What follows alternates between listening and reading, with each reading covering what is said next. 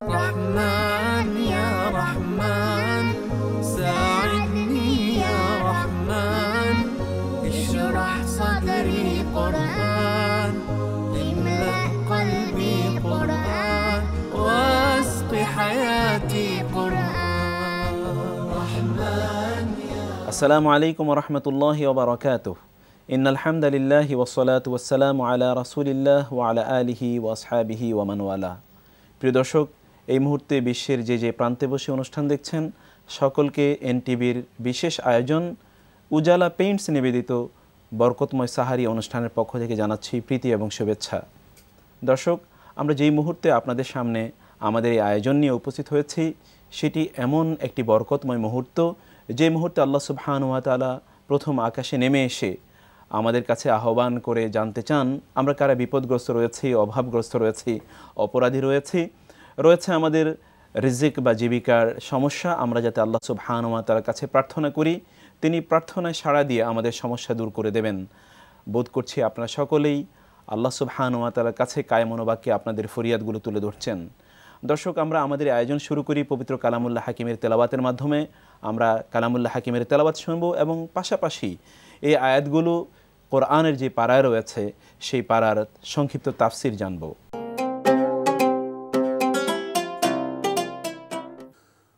আউযু বিল্লাহি মিনাশ শাইতানির রাজীম।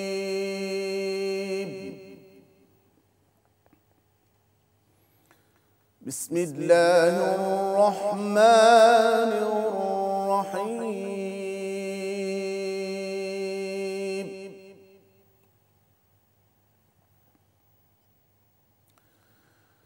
يا أيها الذين آمنوا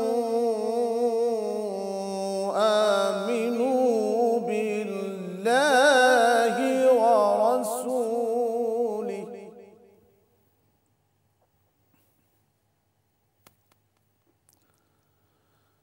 الذين آمنوا بالله ورسوله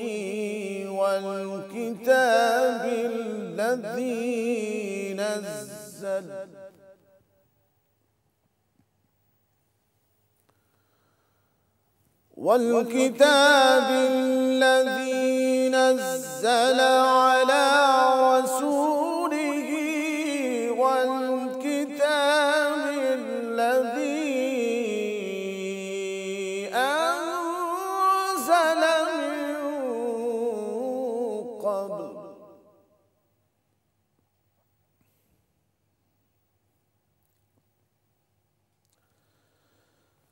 ومن يكفر بالله وملائكته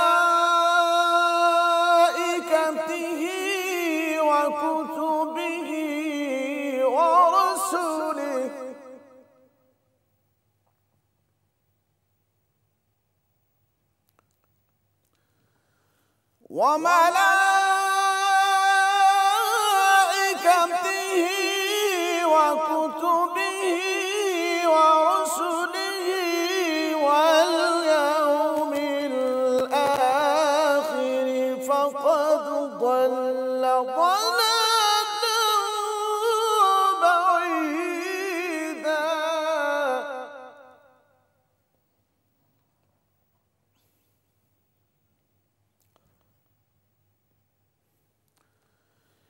إن الذين آمنوا ثم كفروا ثم آمنوا ثم كفروا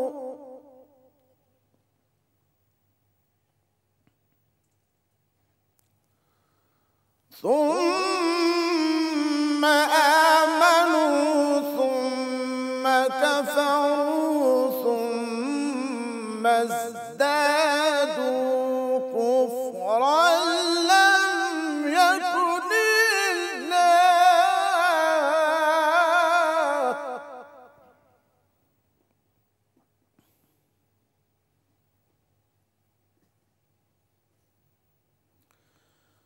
ثم كفروا ثم ازدادوا كفرا لم يكن الله ليغفر لهم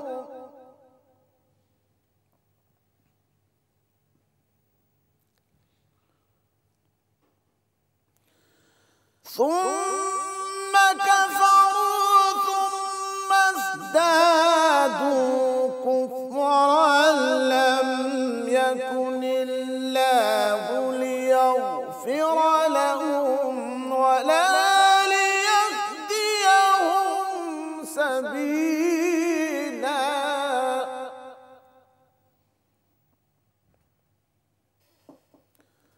بشر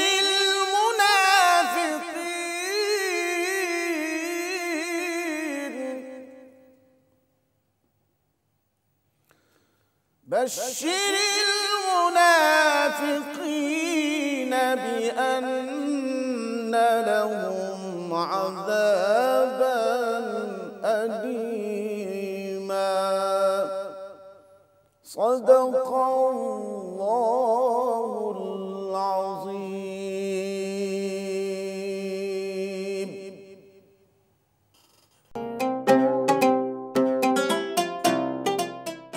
আসসালামু আলাইকুম রহমতুল্লাহি ওয়া বারাকাতুহু। আলহামদুলিল্লাহি ওয়া কাফা ওয়া সালামুন আলা ইবাদিহিল্লাযিনা ইসতাফা ওয়া বা'দ। প্রিয় দর্শক শ্রোতা ভাই বোনেরা, রমাদানের এই শেষ রজনীতে এনটিভির আয়োজন বরকতময় সাহারিতে আপনাদেরকে আমন্ত্রণ জানাচ্ছি। আশা করি আপনারা সকলেই ভালো আছেন, সুস্থ থেকে রমাদানুল মুবারকের সিয়াম ও কিয়াম পালন করে যাচ্ছেন। আলহামদুলিল্লাহ আমরাও সেভাবে করে যাচ্ছি। আল্লাহ আমাদেরকে শেষ দিন পর্যন্ত সিয়াম ও কিয়ামের তৌফিক দান করুন। প্রিয় দর্শক, আজকে আমরা পর্ব 5 আল কোরআনের 5ম পারার সারাংশ আমরা নিয়ে আসব যথাসাধ্য। সুন্দর তেলাওয়াত আমরা এতক্ষণ শুনছিলাম, এবারে আমরা যাচ্ছি এর সারাংশ বর্ণনায়। এটি সূরা আন-নিসা, অর্থাৎ নারীদের নামে একটি সূরা আল্লাহ বরাদ্দ দিয়েছেন আল কোরআনে, কিন্তু পুরুষের নামে সূরাতুর রিজাল কিন্তু কোরআনে নেই, আসে সূরাতুন নিসা, নারী জাতির সূরা। পুরুষ জাতির কোনো সূরা কিন্তু নামকরণে কোরআনে পাওয়া যায় না। এতে নারী জাতিকে আল্লাহ তাআলা একটা অসাধারণ উচ্চতায় তুলে এনেছেন।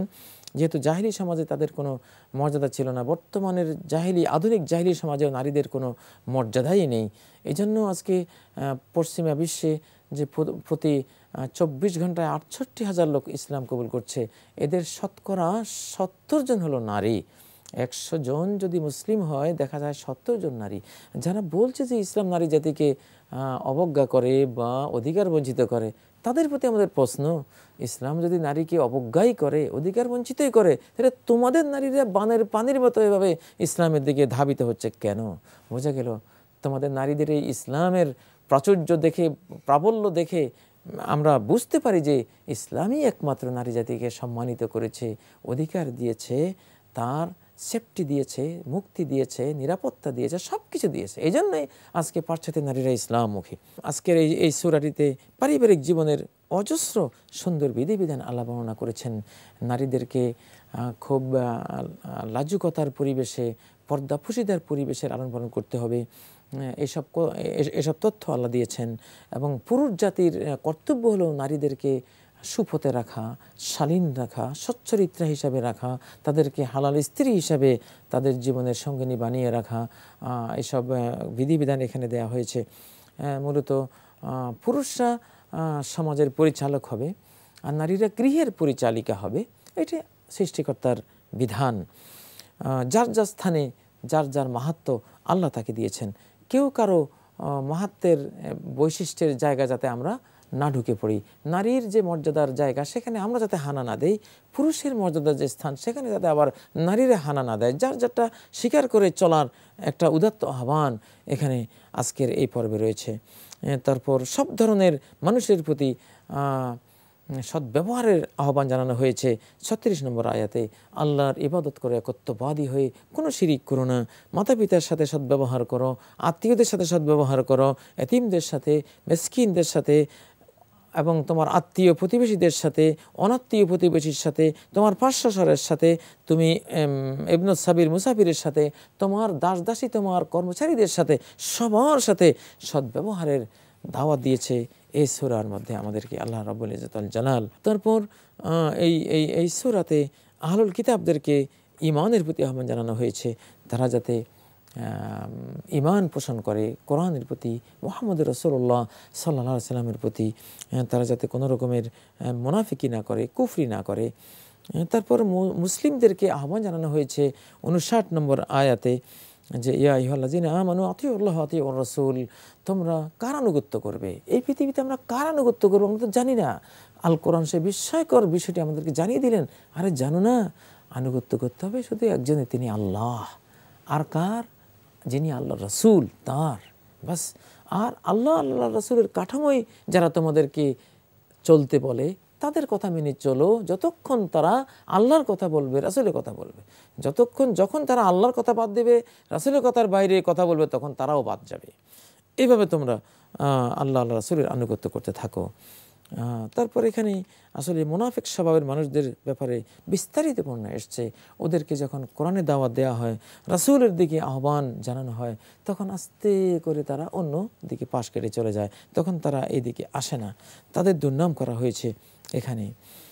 তারপর বলা হয়েছে 69 নম্বর আয়াতে, যে ব্যক্তি আল্লাহ রাসূলের আনুগত্য করবে পৃথিবীতে, এদের পরজীবন হবে নবীদের সাথে, সিদ্দিকদের সাথে, শহীদ, সালেহীনদের সাথে। আহা, কি সুন্দর জীবন! সব সাকসেসফুল, পুণ্যবান, আল্লাহর প্রিয় বান্দাদের সাথে তার জীবন, অনন্ত অনন্ত জীবন সে লাভ করবে, যেখানে কখনো মৃত্যু নেই, কখনো সেই নেয়ামতের কোনো সমাপ্তি নেই, এমন জীবন সে লাভ করবে। আজকের এই পর্বে আল্লাহ তাআলা হিজরতের প্রসঙ্গ নিয়ে এসেছেন। যারা আল্লাহর পথে দিন রক্ষার জন্য হিজরত করে, আসলে দিন হলো সবচেয়ে মূল্যবান, ঈমান হলো সবচেয়ে মূল্যবান।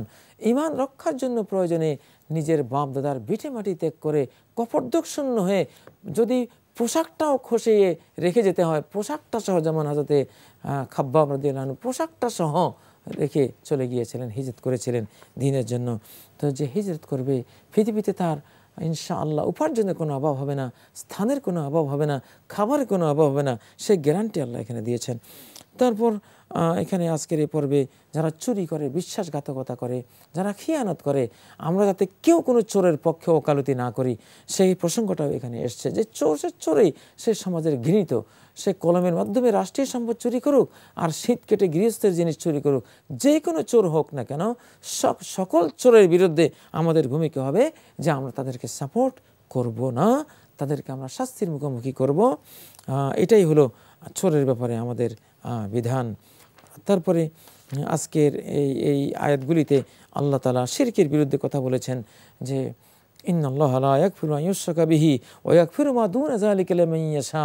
একটি পাপ এমন আছে আল্লাহ কখনো এটা ক্ষমা করেন না বিনা তওবায়, সে পাপটি হলো শিরক।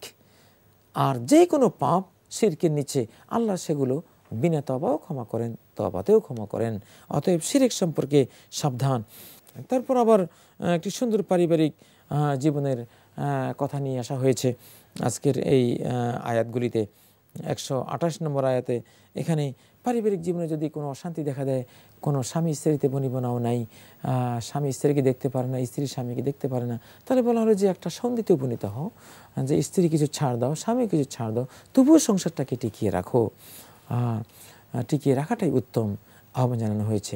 কিন্তু তারপরে সংসার যদি ভেঙ্গেও যায়, ভাঙতেও পারো, আল্লাহ ইউগনিল্লাহু কুল্লাম মিন সাআতিহি, আল্লাহ স্বামীকেও আল্লাহর প্রশস্ত দান দিয়ে অভাবমুক্ত করে দিবেন, স্ত্রীকেও তার প্রশস্ত দান থেকে তিনি অভাবমুক্ত করে দেবেন।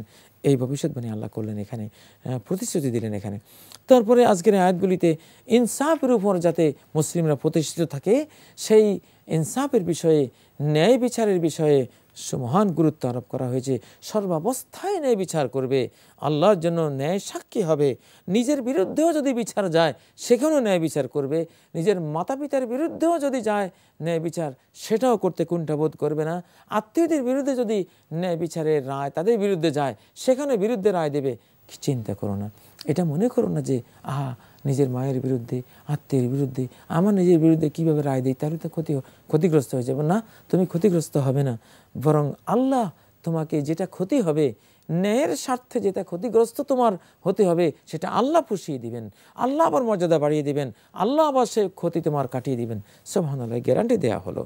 এই পর্বের সর্বশেষ পর্যায়ে আল্লাহ বলেছেন বাশশিরিল মুনাফিকিনা বিআন্না লাহুম আযাবান আলীমা। যারা মুনাফিক, যারা উপরে উপরে মুসলমান ভিতরে ভিতরে কাফের, সে মুসলমান নাম আব্দুল্লাহ, নাম আব্দুর রহমান, নাম সে ইসলামের দাবি করে, তার ধর্ম ইসলাম, কিন্তু যখন বলা হয় যে তাহলে ইসলাম বাস্তবায়ন করো, তাহলে ইসলামের বিধিবিধানগুলো পরিবারের, সমাজে, রাষ্ট্রে সর্বত্র বাস্তবায়ন করো, তখন আর সে রাজি না। সে এই যে মৌলবাদী হয়ে গেল, এই হলো সে গেল, বিভিন্ন কথা বলে। এই শ্রেণীটি হলো মুনাফিক। আল্লাহ তাদেরকে একটা সুসংবাদ দিয়েছেন যে মুনাফিকদেরকে কঠিন শাস্তি সুসংবাদ দান করো। তারা কারা? আল্লাযীনা ইয়াত্তাখিযুনাল কাফিরিনা আউলিয়া মিন দুনিল মুমিনিন। যারা মুমিনদেরকে বন্ধু বানায় না কখনো, এদের যত বন্ধু সব হলো কাফের বেঈমান। এরা স্বাচ্ছন্দ্য বোধ করে ইহুদিকে বন্ধু বানাতে, খ্রিস্টানকে বন্ধু বানাতে, পৌত্তলিককে বন্ধু বানাতে। কোনো মুসলিম মুমিনকে বন্ধু বানাতে এরা স্বাচ্ছন্দ্য বোধ করে না, কোনো আলিমকে বন্ধু বানাতে এরা স্বাচ্ছন্দ্য বোধ করে না। এরা ইজ্জত চায় কাফেরের কাছে। আল্লাহ হুমকি দিয়েছেন আইয়াবতাগুনা ইনদাহুমুল ইজ্জা, তাদের কাছে ইজ্জত চায়, এরা কোনো ইজ্জত পাবে না। ফাইনাল ইজ্জাত লিল্লাহি জামিআ, পুরো ইজ্জত, সমস্ত সম্মান মর্যাদা আল্লাহর হাতে। তিনি যাকে চান সম্মানিত করবেন, যাকে চান তিনি অসম্মানিত করবেন। তারপর মুনাফিকদের বিষয়ে সর্বশেষ পর্যায়ে আল্লাহ বলে দিয়েছেন যে এদের স্বভাব হলো এরা অপেক্ষায় থাকে। যখন মুসলিমরা কোনো বিজয় পায় তখন এসে বলে, আরে আমরা কি তোমাদের সাথী না, আমরা তো তোমাদেরই একজন। তখন ওই বিজয়ের ভাগ নেওয়ার জন্য এইভাবে তারা মুসলিমদের সাথে মিশে যেতে চায়।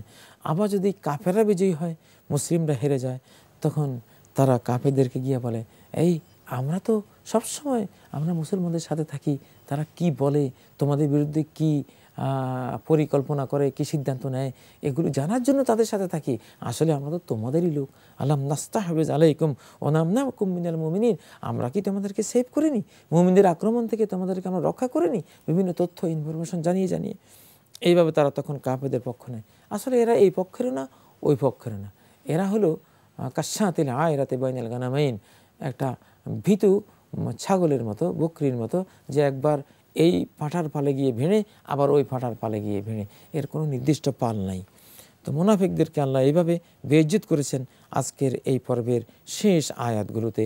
আল্লাহ বলেছেন ইন্নাল মুনাফিকিনা ইউখাদিউনা আল্লাহ ওয়া হুয়া খাদিউহুম। মুনাফিকরা আল্লাহকে প্রতারণা করে। তো আল্লাহ এই জন্য তাদের সে গোমর আউট করে দিলেন। ইন্নাল মুনাফিকিনা ইউখাদিউনা আল্লাহ ওয়া হুয়া খাদিউহুম। এদের স্বভাব হলো কি, ওই যে কুমু ইলাস সালাতি কুমু কুসালা। সালাত তো এদের পড়ার কোনো চেতনাই নাই, কারণ সালাত পড়বে কেন? কিন্তু মানুষকে দেখাবার জন্য তো একটু পড়তে হয়, এই জন্য অলসতা ভরে কোনো মতে গিয়া মানুষকে দেখাবার জন্য সালাত একটু পড়ে, কিন্তু লা ইয়াজকুরুন আল্লাহ ইল্লা কালিলা। ভিতরে তারা তেলাওয়াত খুব সামান্যই করে, যাতে মানুষ ধরতে না পারে যে সে তেলাওয়াত করছে না। জিকির আজকার তসবিহ তাহলিল সামান্যই করে, ওই মানুষকে দেখাবার স্বার্থে যেটুকু এটুকু করে, এর বাইরে কিছু করে না। তারপর এখানে আল্লাহ তাআলা আজকের এই পর্বের সর্বশেষ কয়েকটি আয়াতে বলে দিয়েছেন যে হে মুমিনরা, তোমরা কাফেরদেরকে বন্ধু বানিও না। যদি কাফেরদেরকে বন্ধু বানাও তাহলে আল্লাহ তাআলার কাছে তোমরা দলিল প্রমাণ তুলে দিলে যে তোমরাও কাফের ছিলে, বেঈমান ছিলে। আজকের এই আয়াতগুলিতে আল্লাহ তাআলা একজন মুমিনকে হত্যা করার প্রসঙ্গটিও নিয়ে এসছেন, যে ওমাই ইয়াকতুল মুমিনা মুতাআম্মিদান, ইচ্ছে করে যে ব্যক্তি কোনো মুমিনকে হত্যা করবে তার পরিণাম কি? ফাজাযাউহু জাহান্নাম, তার জন্য 5টি শাস্তি আল্লাহ ঘোষণা করছেন। একটি হলো জাযাউহু জাহান্নাম, একজন বিশ্বাসী ইমানদারকে যে খুন করলো তার বিনিময় হলো জাহান্নাম, 1 নম্বর শাস্তি। 2 নম্বর শাস্তি খালিদান ফিহা, চিরকাল মুমিন হত্যাকারী, মুসলমান হত্যাকারীকে চিরকাল জাহান্নামে থাকতে হবে, কোনোদিন মুক্তি নেই। 3 নম্বর শাস্তি গাদিব আল্লাহু আলাইহি, আল্লাহর গজব, আল্লাহর আক্রোশ, আল্লাহর ক্রোধ তার উপরে পতিত হয়েছে। আল্লাহ কারো উপরে ক্রোধান্বিত হলে আর কোনো উপায় নেই, তার কখনো সে মুক্তি পাবে না, খালি শাস্তি আর শাস্তির মুখোমুখি হতেই থাকবে। 4 নম্বর ওয়ালানাহু, আল্লাহ তাকে তার রহমত থেকে, জান্নাত থেকে চিরতরে বিতাড়িত করে দিয়েছেন যে কোনো মুমিনকে হত্যা করবে। 5 নম্বর ওয়াআদ্দা লাহু আযাবান আযীমা, তার জন্য এক মহা শাস্তি আল্লাহ নির্ধারণ করে রেখেছেন। প্রিয় দর্শক, আজকের এই সূরা থেকে আমরা নারী জাতির ব্যাপারে অনেক তথ্য পেলাম, পারিবারিক জীবনের অনেক সুন্দর বিধান পেলাম, সামাজিক জীবনের বিধানগুলো পেলাম। নারীদের ব্যাপারে বলা হয়েছে আশিরুহুন্না বিল মারুফ, নারীদের সাথে সদ্ব্যবহার করো। একটা সফটওয়্যার যেন আল্লাহ দিয়ে দিলেন। একটা পরিবার আসলে ভালোবাসার উপরে গড়ে ওঠে। কখনো পুরুষ ব্যক্তিটি তার স্ত্রীকে যুক্তিবিদ্যা দিয়া সে তাকে কন্ট্রোলে রাখতে পারবে না, ওখানে লাগবে আবেগ। ও জাআলা বাইনাকুম মাওয়াদ্দাতান ওয়া রাহমা, তোমাদের মাঝে স্বামী স্ত্রীর মাঝে প্রেম, প্রীতি, ভালোবাসা, দয়া মায়া আল্লাহ সৃষ্টি করেছেন। তো বিশ্বব্যাপী আজকে পরিবার ভেঙে যাচ্ছে। পরিবার ভাঙ্গন হাত থেকে রক্ষা করতে হলে এটাকে ভালোবাসা দিয়ে পুনর্নির্মাণ করতে হবে। যে ভালোবাসা এখন রাস্তাঘাটে বিতরণ হয়ে যাচ্ছে, রাস্তাঘাটে, অফিসে, আদালতে, নগরে, বন্দরে, হাটে, বাজারে নারী পুরুষ একে অপরকে ভালোবাসা আদান প্রদান করে সব শেষ করে ঘরে যখন ঢুকে তখন আর কোনো ভালোবাসা নেই। স্ত্রীকে আই লাভ ইউ বলার কিছুই নেই তার ভিতরে। আবার স্ত্রীর অন্তরেও স্বামীকে দেওয়ার মতো কোনো ভালোবাসা নেই। থাকবে কোত্থেকে?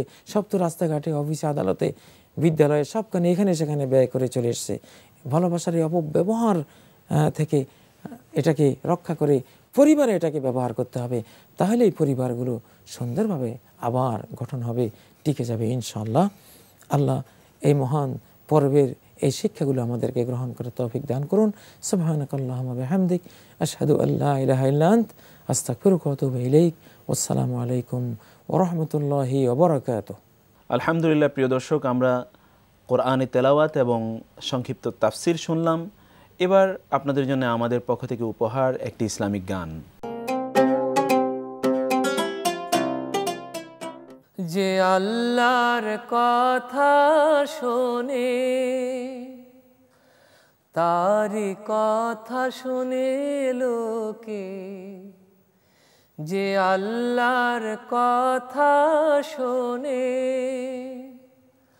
তারি কথা শুনে লোকে,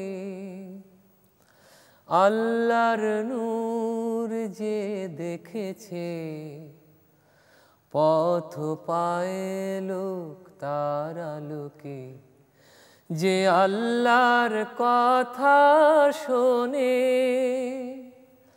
তারি কথা শোনে লোকে,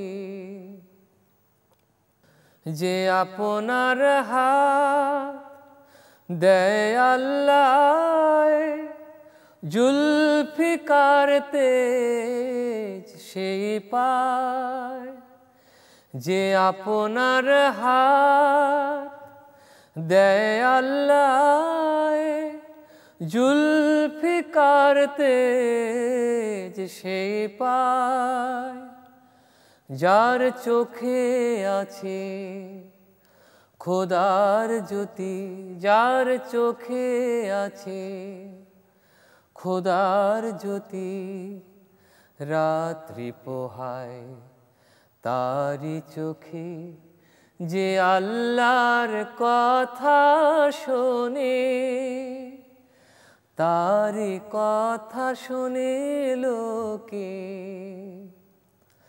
ভোগের তৃষ্ণা মিটেছে যার, খোদার প্রেমের শিরনি পেয়ে যায় বাদশা নবাব, গোলাম হয়ে সেই ফকিরের কাছে যে যায় বাদশা নবাব, গোলাম হয়ে সেই ফকিরের কাছে যে আসে সেই কওমের ইমাম সেজে,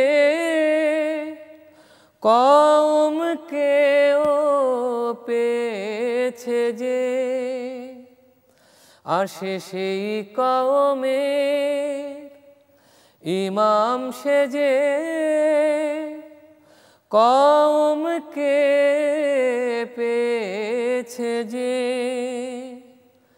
তারি কাছে খোদার দেওয়া শান্তি, শান্তি আছে দুঃখে সুখে, যে আল্লাহর কথা শোনে তারি কথা শুনে লোকে, আল্লাহর নূর যে দেখেছে, পথ পায় লোক তার আলোকে। যে আল্লাহর কথা শোনে, তারি কথা শুনে লোকে। যে আল্লাহর কথা শোনে। রহমান ইয়া রহমান সাইদনি ইয়া রহমান। দেখছেন উজালা পেইন্টস নিবেদিত বরকতময় সাহারি অনুষ্ঠানটি। দর্শক, আমরা এই পর্যায়ে আলোচনা শুনব, আলোচনা করব আজকের এই পর্বে সিয়াম এবং স্বাস্থ্য এই বিষয়ে আমাদের সাথে আলোচনায় আজকে যোগদান করেছেন বাংলাদেশের বিশিষ্ট কোরআন এবং বিজ্ঞান বিশ্লেষক জনাব ডাক্তার মসিহ উর রহমান। আসসালামু আলাইকুম। ওয়ালাইকুম আসসালাম ওয়া রাহমাতুল্লাহি ওয়া বারাকাতুহু। কেমন আছেন আপনি? আলহামদুলিল্লাহ। আপনাকে স্বাগত জানাচ্ছি আমাদের আয়োজনে। কোরআনের সূরা বাকারার 183তম আয়াত থেকে শুরু করে 187তম আয়াতে আল্লাহ সুবহানাহু ওয়া তাআলা সিয়াম সংক্রান্ত আলোচনা করেছেন এবং কোরআনে শুধু এই জায়গাটিতেই সিয়ামের কথা এসেছে। তো এই আয়াতের যে সামগ্রিক আলোচনা, সেই আলোচনার সাথে আপনি স্বাস্থ্যকে কিভাবে রিলেট করবেন একজন স্বাস্থ্য বিশেষজ্ঞ হিসাবে? আপনি একটু খেয়াল করে দেখবেন যে 183 নম্বর আয়াতটিতে আল্লাহ কি বলছেন। আল্লাহ বলছেন যে ইয়া আইয়ুহাল্লাযিনা আমানু কুতিবা আলাইকুমুস সিয়ামু কামা কুতিবা আলাল্লাযিনা মিন কাবলিকুম লাআল্লাকুম তাত্তাকুন। এখানে কিন্তু আমি দুটো অংশ বলি, লাআল্লাকুম তাত্তাকুন আর একটা হচ্ছে কুতিবা। এটা আমরা ইংরেজিতে বলি প্রেসক্রাইবড। যেমন ডাক্তার সাহেব যখন প্রেসক্রিপশন দেয় কোনো কমপ্লিকেটেড পেশেন্ট আসে, সে কিন্তু একটা ফর্দ দিয়ে দেয় এবং পেশেন্ট যখন এটা ফলো করে সে বেনিফিটেড হয়। ফলে এই রোজার এই ব্যাপারটা কিন্তু একটা প্রেসক্রিপশন আল্লাহর তরফ থেকে। এবং এখন আমরা যারা আছি, অতীতে যারা ছিল, ভবিষ্যতে যারা আসবে, তাদের প্রত্যেকের জন্য স্বভাবত প্রশ্ন জাগে এরকম কেন একটা প্রেসক্রিপশন। আপনি দেখেন এই তাত্তাকুন শব্দটার কিন্তু মূল শব্দ অরিজিন হচ্ছে তাকওয়া মূলত, এবং এই তাকওয়া শব্দটার অ্যারাবিক রুট হচ্ছে ওয়াকায়া যেটা বলে। এবং আমরা যদি এটা অন্যভাবে আমরা দেখি যে ভার্ব হচ্ছে ইত্তাকি। ইত্তাকি শব্দের অর্থ কেনই কথাটা বললাম যে এই একটা আয়াতের বিশ্লেষণ কিন্তু অনাদিকাল পর্যন্ত চলে। তো এখানে কিন্তু খুব কেয়ারফুল হওয়ার জন্য, কশাস হওয়ার জন্য, সাবধান সতর্ক আল্লাহ বলছে যাতে তোমরা সাবধান হও, সতর্ক হও। যেটাকে আপনারা আপনার মেডিকেল ল্যাঙ্গুয়েজে যে কথাটি বলেন যে প্রিভেনশন ইজ বেটার দ্যান কিউর, আপনি কি সেই জায়গায় ওয়াকায়ার সাথে ওইটা কোনোভাবে রিলেট করতে চাচ্ছেন? হ্যাঁ, এটা একটু রিলেট করতে চাচ্ছি। কারণ আপনি সাবধানই হওয়া। একটা ছোট বাচ্চা যখন জন্মায় তার ভ্যাকসিন দেওয়া হয় কেন? সাবধানতা, যাতে তার টিটেনাস না হয়, পার্টোসিস না হয়। এরকম রমজান বা সিয়াম কি আমাদের জন্য কি বয়ে নিয়ে আসে আমরা একটু পরে সেটা দেখব। 184 নম্বর আয়াতের দিকে যদি তাকাই, এর কিন্তু একটা প্রচ্ছন্ন ইঙ্গিত আমরা পাবো। আল্লাহ বলছেন যে এটা তোমাদের জন্য অত্যন্ত কল্যাণকর যদি তোমরা বুঝতে পারো। এর কারণ হচ্ছে যে শরীরের ভিতরে যে আমি কিন্তু রক্ত প্রবাহ দেখি না, আমার শরীরের সেলগুলি আমি দেখি না, ফলে এর মধ্যে আল্লাহ যে ক্রিয়া প্রতিক্রিয়াগুলি ঘটে এটা আমরা দেখতে পাই না। ফলে আল্লাহ বলছেন যদি তোমরা তা জানতে, কি জানতে সেটা আমরা ইনশাআল্লাহ বলবো। এবং 185 নম্বর আয়াতের দিকে যদি আপনি খেয়াল করেন, আল্লাহ বলছেন যে আল্লাহ তোমাদের জন্য সবকিছু সহজ করতে চান, কোনো বোঝা চাপাতে চান না। এটা বলতে যে আল্লাহ বলছে ইউরিদুল্লাহ বিকুমুল ইউসরা ওয়া লা ইউরিদু বিকুল উসরা। একই আয়াত আপনি দেখেন সূরা নিসার 28 নম্বর আয়াতে বলছেন, কিন্তু এখানে একটা যোগ করে দিলেন আল্লাহ সুবহানাহু ওয়া তাআলা যে মানুষ তো সৃষ্টিগতভাবে দুর্বল। কারণ সে কতটুকু পর্যন্ত, আমরা যদি সায়েন্টিফিক্যালি দেখি যে আমরা সাধারণত 15 থেকে 18 ঘন্টা পর্যন্ত ফাস্টিংয়ে থাকি। এর বেশি যদি হয় তাহলে কিন্তু ইভেন স্পেসিফিক গ্র্যাভিটি বেড়ে যায়, ডিহাইড্রেশন হয়, ডিহাইড্রেশনের জন্য অনেক কমপ্লিকেশন হয়। ফলে এমন একটা সময় নির্ধারণ করা আছে যে আমরা সাধারণত এর মধ্যে কিন্তু এই সমস্ত কিছু দেখে। তো সুতরাং আল্লাহ বলছেন কল্যাণকর, আল্লাহ বলছেন তোমরা সাবধানী হও, আল্লাহ বলছেন আমি তো বোঝা চাপাতে চাই না। সুবহানাল্লাহি ওয়া বিহামদিহি। আলহামদুলিল্লাহ। আসলে এই যে কোরআনের মধ্যে যে বিজ্ঞান নিহিত, বিজ্ঞান আমাদেরকে যে কথা বলছে, আপনি মেডিকেল সায়েন্সের কথা বলছেন, মেডিকেল সায়েন্স যে কথা বলছে, আল্লাহ সুবহানাহু ওয়া তাআলার প্রত্যেকটা প্রেসক্রিপশন কোরআনে আমাদেরকে যে বিধানগুলোর কথা বলা হচ্ছে তার সাথে কিন্তু মিল রয়েছে এবং এগুলো তো আমাদের জন্য কল্যাণকরী। আমরা শুধু বুঝি না, প্রবলেমটা হলো এই জায়গাটাতেই। এখানে একটা জিনিস বলে নেই, কল্যাণকরের বিষয়টা যেটা কিছুক্ষণ আগে বললাম যে কল্যাণকর যদি তোমরা তা বুঝতে পারতে। এখন আমরা যখন রোজা রাখি তখন ঘটনাটি কি ঘটে, এটা ইউএসের একটা সাউদার্ন ক্যালিফোর্নিয়া ইউনিভার্সিটির বিজ্ঞানী, একদল বিজ্ঞানী তারা রিসার্চ করে দেখলেন যখন মানুষ ফাস্টিং থাকে, না খেয়ে থাকে দীর্ঘক্ষণ, তখন তার শরীরের যে স্টিম সেলগুলো যে রক্ত তৈরি করে সেটা কিন্তু খুব বেশি অ্যাক্টিভ হয়, অতএব সে মিলিয়নস অফ WBC সেল তৈরি করে যেটা আমার শরীরে প্রোটেকশন দেয়।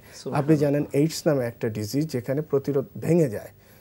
আজকে যদি প্রতিরোধ শরীরে না থাকে আপনি কিন্তু পৃথিবীতে টিকে থাকবেন না। প্রথম কথা হচ্ছে WBC cell millions of cell generate করে। দ্বিতীয় যে জিনিসটা করে গ্রোথ ফ্যাক্টর IGF-1 একটা ব্লাডে সেটা কমে যায়।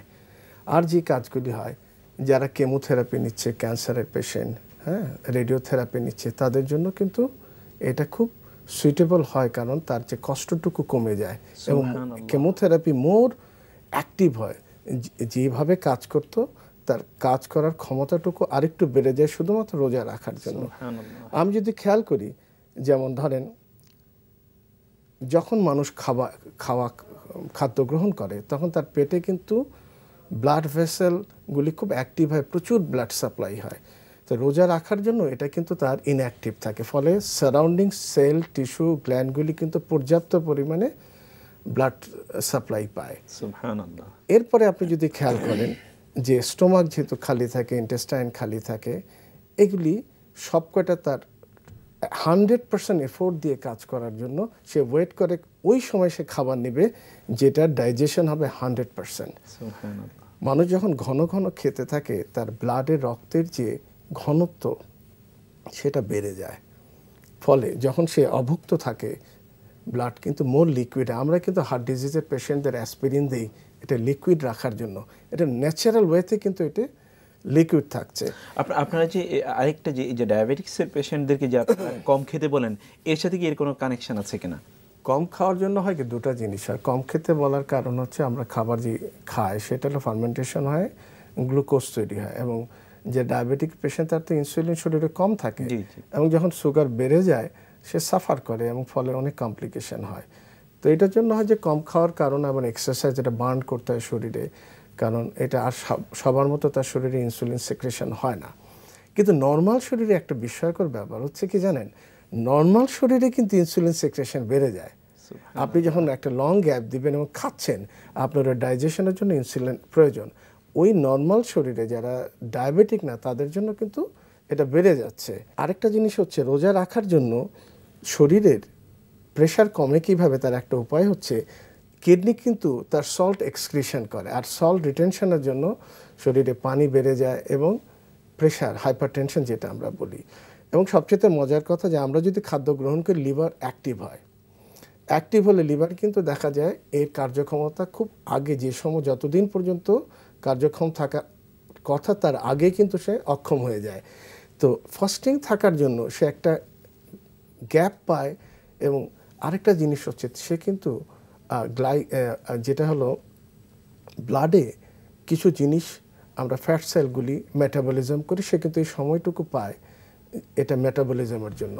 এর বাইরে আরও কতগুলি জিনিস আছে যে আমরা শ্বাস নেই, শ্বাসে কিন্তু মিলিয়নস অফ টক্সিন, ভাইরাস ঢুকে। যখন আমি রোজা থাকি তখন এই WBC তৈরি হচ্ছে, এটা কিন্তু ফার্স্ট লাইন প্রোটেকশন দিচ্ছে। তার মানে আমরা যদি দেখি সমস্ত দিক থেকে আমার শরীরের যে প্রতিরোধ ব্যবস্থা, হ্যাঁ, এটা আমি বলা যায় মিলিয়নস অফ আর্মি দিয়ে কিন্তু গার্ড দেয়া হলো আমার শরীরে। আল্লাহু আকবার, আল্লাহু আকবার। তো আমরা তো দেখি যে আপনি যে কথা দিয়ে শুরুই করেছিলেন যে আল্লাহ সুবহানাহু ওয়া তাআলা, আপনারা মেডিকেল ডক্টররা যে প্রেসক্রিপশন দিচ্ছেন, আল্লাহ তো ঠিক সেই প্রেসক্রিপশনই দিয়েছেন আমাদেরকে এই সিয়াম সাধনার মাধ্যমে। সিয়াম অ্যাকচুয়ালি আপনি যদি খেয়াল করেন সিয়াম সাধনার এই ব্যাপারটুকু কিন্তু চিরকাল ছিল।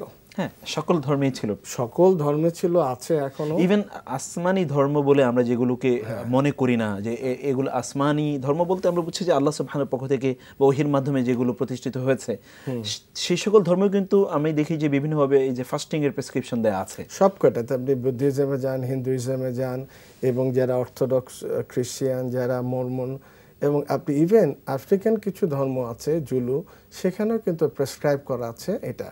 কেন আপনি বলি, জগৎ বিখ্যাত 3 জন বিজ্ঞানী, আপনি বলেন যে হিপোক্রেটিস, গ্যালান, প্যারাসেলসাস, তারা বলতো তুমি যদি সুস্থভাবে বাঁচতে চাও সুস্থভাবে, তাহলে না খেয়ে থাকো অ্যাটলিস্ট সকাল থেকে সন্ধ্যা পর্যন্ত। এটা জগৎ বিখ্যাত বিজ্ঞানী হিপোক্রেটিসকে বলা হয় ফাদার অফ মেডিকেল সায়েন্স, তার প্রেসক্রিপশন। এবং আমরা যদি খেয়াল করি যে আরও কিছু বিজ্ঞানী আছে, অ্যালেন কট, তার একটা বই আছে fasting is the way of life.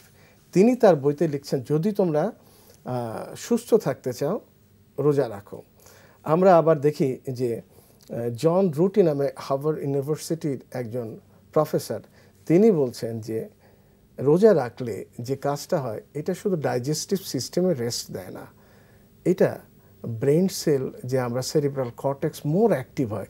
That is, আল্লাহ কিন্তু বলছে যে তাকওয়া, যেটা আমরা প্রথম আয়াতটুকুতে দেখলাম যে আল্লাহ ভীরুতা এবং আল্লাহর প্রতি ডাকার জন্য এটা কিন্তু কনসেন্ট্রেশন খুব বেশি হয় ডিউ টু ফাস্টিং, যেটা বলছেন জন রুটি হার্ভার্ড ইউনিভার্সিটি। এবং তিনি বলছেন মিলিয়নস অফ প্রোটেক্টিভ সেল, যেটা হলো WBC সেল শরীরে তৈরি হয়। আমরা যে অটো বোরিঙ্গার জার্মানির একজন বলছেন, এটা আমরা সাধারণভাবে দেখি যে শরীরে ওজন কমাচ্ছে, কিন্তু শুধু তা না, এটা শরীরে হিলিং, কোনো ইনজুরি যদি থাকে ইন্টারনাল এক্সটার্নাল, এই হিলিংগুলি করে, দ্যাট ইজ খুব তাড়াতাড়ি রোগ সারায়। 1 2 নম্বর যে নিউ সেল গ্রোথ, এই WBCর পাশাপাশি দুটা জিনিস বলে ন্যাচারাল কিলার সেল। এই ন্যাচারাল কিলার সেল, আমাদের কোনো শরীরের সেল যদি ক্যান্সারাস টার্ন নিতে চায়, এই ন্যাচারাল কিলার সেলের একটা কাজ হচ্ছে ওটা কিল করা। সুতরাং রোজার মাধ্যমে এই ন্যাচারাল কিলার সেল এত বেশি অ্যাক্টিভ হয়, তাহলে আমরা বিশাল একটা অসুখ, ক্যান্সার থেকে কিন্তু আমরা রক্ষা পেতে পারি শুধু এই সিয়ামের মাধ্যমে। আমরা যেটা প্র্যাকটিস করছি, দেখুন আমরা ডাইনিং টেবিলে মানে স্পেশালি ইফতারের কথা বলছি, সেখানে এত ব্যাপক পরিমাণ খাবার রাখি, সে খাবারের আইটেম নিয়ে তো প্রশ্ন করা যায় যে আমরা সেখানে কি আইটেম রাখছি, সেটি যেরকম একটি প্রশ্ন করা যায়, এবং আইটেমের যে ঘনত্ব সেখানে সেটিও, বা তার যে ভ্যারাইটি নিয়ে একটি প্রশ্ন করা যায়। এবং তৃতীয়ত আপনি বিষয় অবশ্য একটু ইঙ্গিতে বলেছেন যে ফাস্টিংয়ের মাধ্যমে আমাদের যে অবেসিটির যে প্রবলেম, সেটাও কিন্তু আমরা দূর করতে পারি। কিন্তু বিপরীত আমি সমাজে কিন্তু অন্য চিত্র দেখছি, যে আমি দেখি যে আমাদের রামাদানে কিন্তু ওজন বেড়ে যাচ্ছে, সেটা কিন্তু কমছে না। তো এই জায়গাগুলোকে আপনি কি, এটা একটা কথা হচ্ছে কি, প্রথম কথা যদি উত্তর দেই, আমরা যারা রোজা করি এবং অত্যন্ত সিরিয়াস এই ব্যাপারে, কিন্তু কোরআনের আয়াতগুলি বোঝার জন্য একেবারেই সিরিয়াস না। ঠিক, কারণ আল্লাহ কি তথ্য দিচ্ছেন এটা বুঝতে হবে। আল্লাহ যেমন বলছে সূরা আপনি মুহাম্মদের 24 নম্বর আয়াতে আল্লাহ বলছে আফালা ইয়াতাদাব্বারুনাল কুরআন আম আলা কুলুবিন আকফালুহা। এরা কি এটা নিয়ে চিন্তা গবেষণা করে না, না তার অন্তর তালাবদ্ধ? কিভাবে আল্লাহ বলছেন লা আল্লাকুম তাত্তাকুম, আল্লাহ যেটা বলছেন যাতে সাবধান, তাকওয়া অর্জনের জন্য, সাবধান হওয়ার জন্য একটা মানুষ বুঝে যে এটা আমার একটা বিষয়। বলি, আপনি যখন ফাস্টিংয়ে থাকবেন, এটা কিন্তু প্র্যাকটিস সারা বছরের জন্য। ঠিক, জাস্ট আপনি যে কোনো প্রোগ্রামের আগে যখন রিহার্সাল দেয়, এটা কিন্তু রিহার্সাল যে আমার বাকি 11 মাসে আমি কীভাবে চলবো। এবং যেটা বলছিলাম যে তখন যে ইত্তাকি যেটা বললাম, একটা মিনিং হচ্ছে ঢাল কিসের থেকে? আমার হিংসা, বিদ্বেষ, আমার পাপাচার, সমস্ত কিছু থেকে বিদ্বেষ। এখন আল্লাহ বলছে সাবধান, এটা তোমাদের জন্য কল্যাণকর যদি তোমরা তা বুঝতে। আল্লাহ জানে, কারণ কোরআনের জ্ঞান যখন আপনার কাছে থাকবে, আপনি বুঝবেন, আপনি প্রতি মুহূর্তে তাকওয়া মানে ভীতি অর্জন, প্রতি মুহূর্তে আল্লাহর কথা মনে হবে আল্লাহ কি বলছেন। দ্যাট ইজ, আমি যখন খাবার টেবিলে যাব, রাসূল সাল্লাল্লাহু আলাইহি ওয়াসাল্লাম কী করতেন? প্রথম আল্লাহ আতিউল্লাহ আতিয়া রসুল, আমি যদি আমার মনের মধ্যে কোরআনের এই বাণী, রসুলের আদর্শ, রাসূল সাল্লাল্লাহু আলাইহি ওয়াসাল্লামের এই আদর্শ যদি না নেই, তাহলে কিন্তু অনেকটা অসম্পূর্ণ থাকে আমার এই সিয়াম সাধনা আর কি। তো সুতরাং রাসূল সাল্লাল্লাহু আলাইহি ওয়াসাল্লাম যা খেতেন, হয়তো আমরা এই সময়ে রাসূল সাল্লাল্লাহু আলাইহি ওয়াসাল্লাম আমরা খাই, তবে এর থেকে সাবধান হওয়া দরকার। কারণ যেই উপকারগুলি করলাম, কথা কটা বললাম তো সবকটাই কিন্তু ধ্বংস হয়ে যাবে যখন আমি তেলের জিনিস খাবো, ভাজা পোড়া খাবো, এটা কিন্তু সবকটাই নষ্ট হয়ে যাবে। এবং সবচেয়ে বিষাক্ত জিনিস দিয়ে তৈরি করা, বাংলাদেশের অবস্থা তো আরও প্রেক্ষাপট খারাপ। ঠিক। সুতরাং কাজ করতে গিয়ে সাডেনলি আমরা কিন্তু নিজের বিপদ আবার ডেকে নিয়ে আসছি। আল্লাহ বলছে আমি তো বোঝা চাপাই না, যেটা বললাম 185 এবং সূরা নিসার 28 নম্বরে, তোমরাই তোমাদের উপর বোঝা চাপো। দ্যাট ইজ আমার কাজ। আপনি যেটা বললেন আমার খাচ্ছি, এটা আমি খাচ্ছি, বিধান কিন্তু তা না, আমি বুঝতে পারি না। সুতরাং কোরআনের এই জ্ঞানটুকু থাকতে হবে, রাসূল সাল্লাল্লাহু আলাইহি ওয়াসাল্লাম যা করতে সেই জ্ঞানটুকু থাকতে। সাহারির আইটেমের ব্যাপারে কি কোনো কথা বলবেন কিনা? সাহারির ব্যাপারটা হচ্ছে, এটা খাবার তো আপনি বুঝেন, নিজেও জানেন যে অনেকে নিজের রুচির উপর। তবে 3টা জিনিস এখানে থাকবে। একটা কথা হচ্ছে সে পেট ভরে খাবে না। পেট ভরে খাবে না কারণ বিজ্ঞানের হিসাবে যখন মানুষ খায় অ্যাটলিস্ট তার 2 ঘন্টার মধ্যে কিন্তু সে, তার জন্য ঘুম কিন্তু অ্যালাউড না রাতের জন্য। সুতরাং সে যদি সাহরি খায় এবং ফজরের নামাজ পড়ে এবং সে যদি হাঁটে, তাহলে সেটা তারপরও বেশি খাবার তার জন্য গ্রহণযোগ্য। কারণ বেশি খাবার খেলে সারাদিন যেহেতু অন্য কোনো খাবার খাবেন, তার একটা অস্বস্তি থাকবে। আর একটা জিনিস বলি, আমরা ডাক্তারি শাস্ত্রে কিন্তু খাবার কিন্তু অলওয়েজ সন্ধ্যার সময় রাতের খাবারটা কমপ্লিট করে ফেলতে হয়। এরপরে যদি আপনি জেগে থাকেন সামান্য কিছু খাবেন। কারণ হচ্ছে বেশি খাবার কিন্তু যারা পেট ভরে খায়, লেট নাইটে হার্ট অ্যাটাকের চান্স বেশি থাকে। অতএব সুতরাং আপনি বেশি একেবারেই খাবেন না। সাডেনলি এটা কিন্তু হঠাৎ করে প্র্যাকটিস, বেশি খেলে এই চান্সটুকু একটু থেকে যায় হার্ট অ্যাটাকের। তো আপনাকে অনেক অনেক ধন্যবাদ চমৎকার আলোচনা করার জন্য। ধন্যবাদ। রাসূলুল্লাহ সাল্লাল্লাহু আলাইহি ওয়াসাল্লাম বলেছেন, মা মালা ইবনু আদামা ওয়িআআন শাররা মিন বাতনিহি, বনি আদম সন্তান যেই পাত্রটি পূর্ণ করে এর মধ্যে সবচেয়ে নিকৃষ্ট পাত্র হলো তার পেট। এটিকে সে পূর্ণ করে আসলে তার জন্য যথেষ্ট সামান্য একটু খাবার, ইউকিমনা বিহা সুলবাহ, যার মাধ্যমে সে তার মেরুদণ্ডকে সোজা রাখবে। খাবারের আইটেম অনেক বেশি হওয়া, আমরা আমাদের মেডিকেল পার্সপেক্টিভ থেকে যে আলোচনা শুনেছি সেটি আমাদের জন্য কল্যাণকর নয়, বরং কল্যাণকর হচ্ছে পরিমিত খাবার গ্রহণ করা এবং স্বাস্থ্যকর খাবার গ্রহণ করা। রমাদানে সুস্থ থাকুন এবং সুন্দর স্বাস্থ্য নিয়ে আল্লাহ সুবহানাহু ওয়া তাআলা ইবাদত করে তার সাথে কানেকশন, কমিউনিকেশন, কন্ট্যাক্ট বৃদ্ধি করুন। আল্লাহ সুবহানাহু ওয়া তাআলা আমাদেরকে সেই তৌফিক দান করুন। আজকের আয়োজন এখানে শেষ করছি। আগামীকাল আবারও একই সময় আপনাদের সামনে এই আয়োজন নিয়ে হাজির হব। ততক্ষণ পর্যন্ত সকলে ভালো থাকুন। আল্লাহ হাফিজ। আসসালামু আলাইকুম ওয়া রাহমাতুল্লাহি ওয়া বারাকাতুহু। رحمن يا رحمن ساعدني يا رحمن اشرح صدري قرآن املأ قلبي قرآن واسق حياتي قرآن